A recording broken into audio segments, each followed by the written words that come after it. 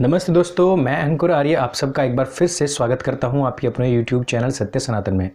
सुबह से देख रहा हूं कि जब से पुलवामा के बदले की खबर आई है, सारे लोग फुल ऑन जोश से भरे हुए हैं। मतलब लोग एक दूसरे से पूछ रहे हैं हाउस द जोश, और उसका रिप्लाई भी कर रहे हैं कि हाई सर, और house the Jaish dad sir.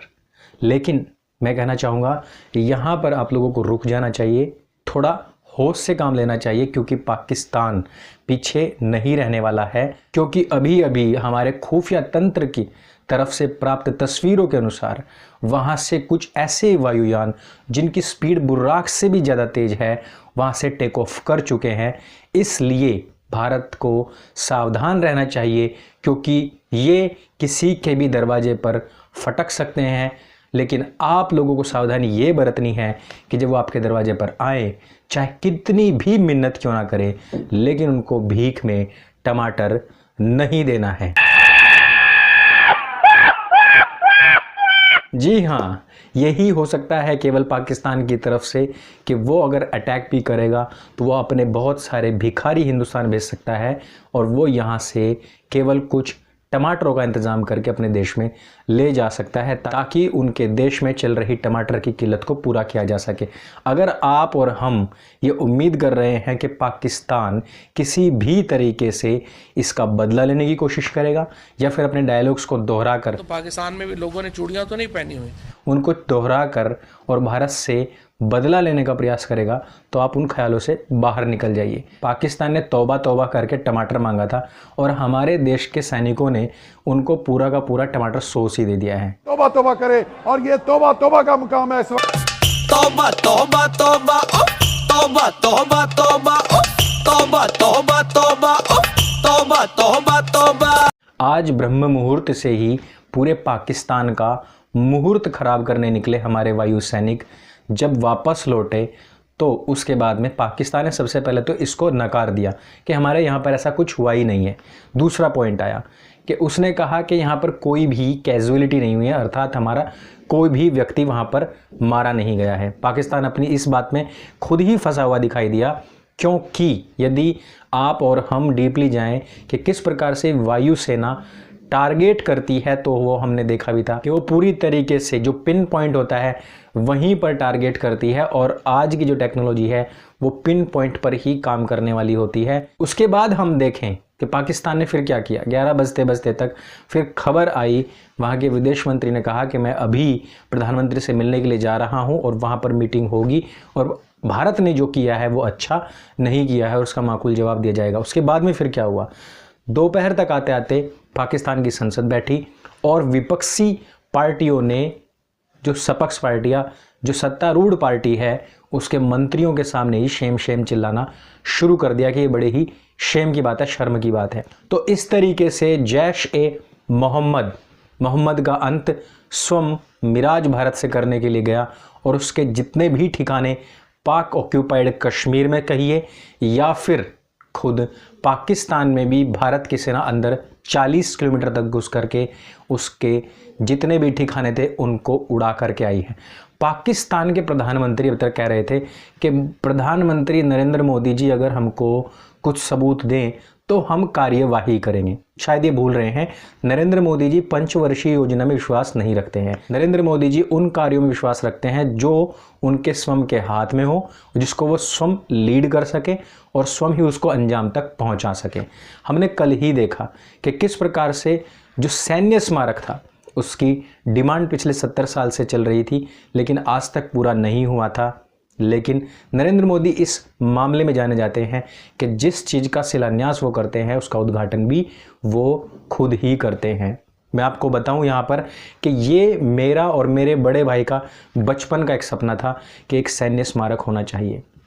इस सैन्य स्मारक के लिए हमने बात, जब हम अपने गुरुकुल में थे, तो स्वामी रामदेव जी के सामने भी उठाई थी, और उन्होंने कहा था कि अगर कोई अच्छी सरकार आई तो यह कार्य अवश्य ही पूरा होगा, क्योंकि हम स्टडी के टाइम ये बात हमेशा उठाते रहते थे कि इंडिया गेट जो है वो हमारे खुद के क्रांतिकारियों या सैनिकों का स्मारक नहीं, बल्कि हमारे लोगों को ज़बरदस्ती भर के जो ब्रिटिश की तरफ से द्वितीय विश्व युद्ध में लड़ाया गया था उनके नाम पर है।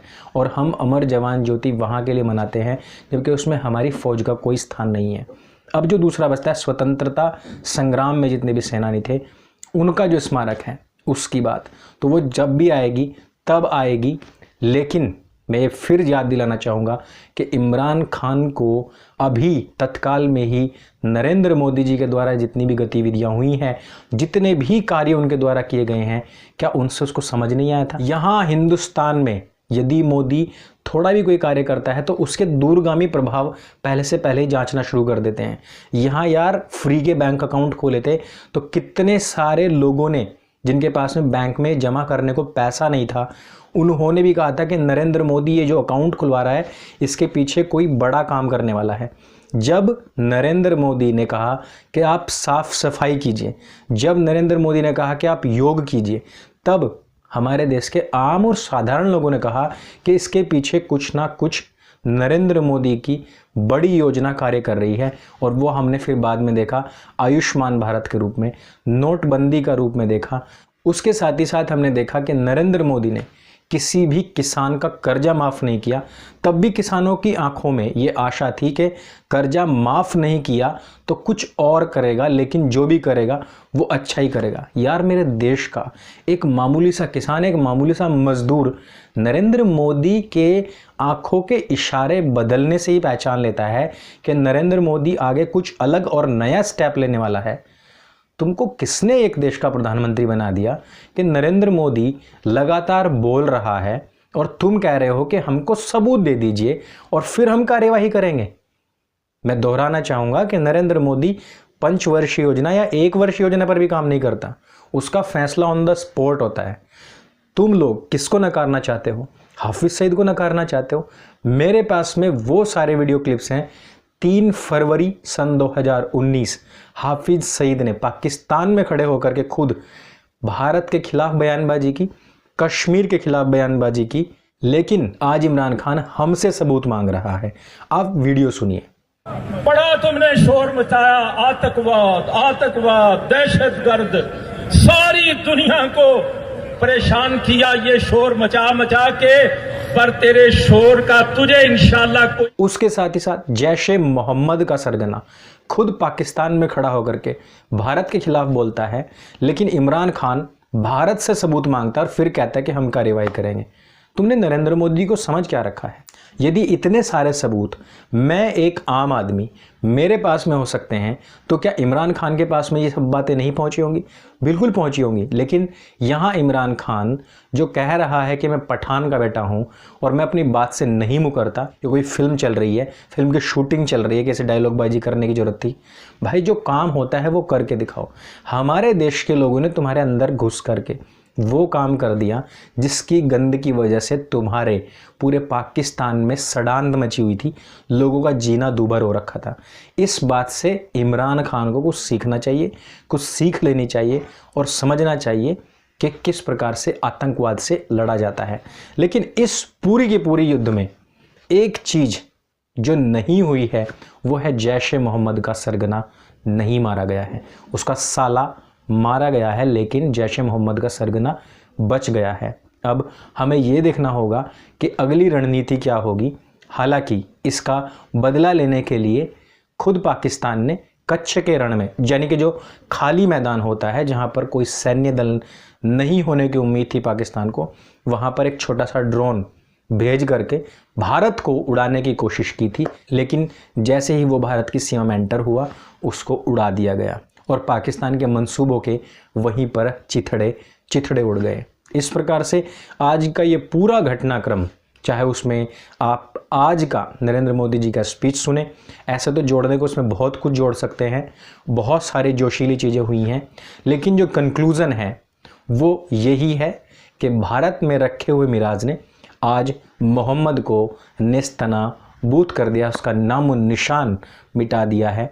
आगे भी यदि मोहम्मद का कोई भी गुरगा, कोई भी सरगना या किसी भी संगठन का कोई भी आतंकवादी खड़ा होगा तो हमारा मिराज हमेशा हमेशा के लिए उनको निपटाने के लिए तैयार खड़ा हुआ है। और हमारी सेना, वो समय भूल जाइए कि जब हम अपने देश में आतंकवाद को बर्दाश्त करते थे।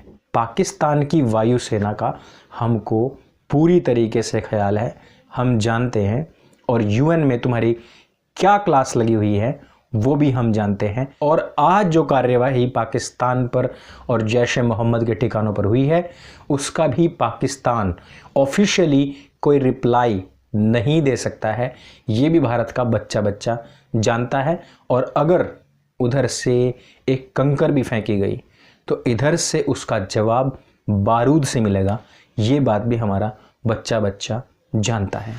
अगर आपको आज अपनी फौज, अपनी आर्मी के इस महान कार्य पर गर्व है तो सैल्यूट करें अपने सैनिकों को, डोनेट करें अपने सैनिकों के लिए, और इस वीडियो को शेयर, चैनल को सब्सक्राइब और वीडियो को लाइक करना ना भूलें। मेरे संग बोले सत्य सनातन वैदिक धर्म की जय। जय हिंद, वंदे मातरम।